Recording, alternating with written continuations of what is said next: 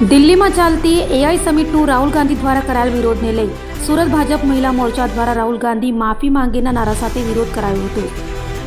દિલ્હી ખાતે આયોજિત AI સમિટમાં youth Congress અને રાહુલ ગાંધી દ્વારા દેશને હાસ્યપદ કહીને પોતાની દેશ વિરોધી માનસિકતા ફરી એકવાર સાબિત કરી હોય, જેને લઈ સુરતમાં ભાજપ મહિલા મોરચા દ્વારા ધરણા યોજી વિરોધ પ્રદર્શન કરાયું હતું। ભાજપ મહિલા મોરચા દ્વારા અઠવાલેન્સ ખાતે કોંગ્રેસ સામે વિરોધ કરવાની સાથે રાહુલ ગાંધી માફી માંગેના નારા લગાવ્યા હતા અને ભાજપ કાર્યકર્તાઓમાં રાહુલ ગાંધી સામે રોષ જોવા મળ્યો હતો। डॉक्टर जागृति देसाई अध्यक्ष महिला मोर्चा सूरत महानगर। आज इच्छानाथ महादेवना मंदिर पास सूरत महानगर महिला मोर्चा द्वारा धरना कार्यक्रम योजવામાં આવ્યો છે। આ ધરણા કાર્યક્રમ રાહુલ ગાંધી અને એમના કાર્યકર્તાઓ દ્વારા એઆઈ સમિટમાં જે વિરોધ પ્રદર્શન કરવામાં આવ્યું અને જે હિંસક કૃત્ય કરવામાં આવ્યું એના માટે મહિલાઓ વિરોધ કરે છે।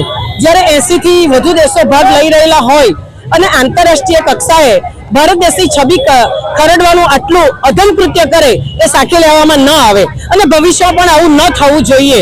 આજે ભારત વિશ્વગુરુ બનવા જઈ રહ્યું છે, ત્યારે આવા કોંગ્રેસની નીચી માનસિકતા અને એમના વિચારોની નબળી સ્થિતિ આપણને દર્શાવે છે કે આ પાર્ટી અત્યારે શું કાર્ય કરી શકે, તમે જોઈ શકો છો। બેન, ગઈકાલે બી કોંગ્રેસ દ્વારા વિરોધ કરવામાં આવ્યું છે, એમાં એસટી ફાઇલનો ઉલ્લેખ કરાયો છે। કોંગ્રેસ કોઈ પણ બાબત પકડીને એનો વિરોધ કરે છે, એમના અસ્તિત્વ જ હવે જોખમમાં છે, એટલે દરેક વસ્તુનો એવો વિરોધ નોંધાવે છે અને આ જ વિરોધ અત્યારે દેશભરમાં અને બીજી પણ ચર્ચા ચાલી રહી છે કે જ્યારે એઆઈ સમિટ જેવું ગૌરવપૂર્ણ આપણે ત્યાં ચાલી રહેલું હોય અને તમે વિરોધ કરો એ કેટલા અંશે યોગ્ય છે। સમિટની અંદર કોંગ્રેસ યુથના કાર્યકર્તાઓ દ્વારા રાહુલ ગાંધી દ્વારા જે પ્રકારના વિરોધ થયો છે, અર્ધનગ્ન સ્થિતિ, આ ખૂબ જ દેશને માટે શરમજનક છે। દેશની દુનિયામાં જે પ્રકારની એક આગળી ઓળખ ઊભી થયેલી છે, આ ઓળખને લાંછન લગાવવાનું કાર્ય કોંગ્રેસના કાર્યકર્તાઓએ રાહુલ ગાંધીએ કરેલું છે।